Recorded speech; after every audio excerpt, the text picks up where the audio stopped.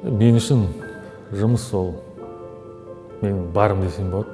Өйткені мен көп уақытымды отбасымнан гөрі жұмысымда көп өткіземін.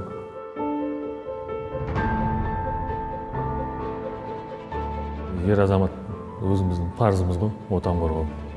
Соған бүкіл өмірімізді, орнымызды арнаймыз.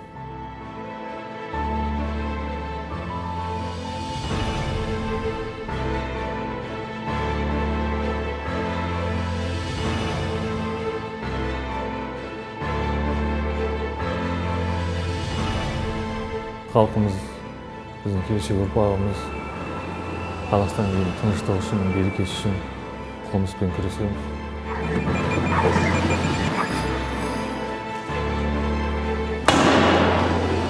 Біздің жұмыста рухы мықты ер азаматтар ғана жұмыс істей алады деп ойлаймын.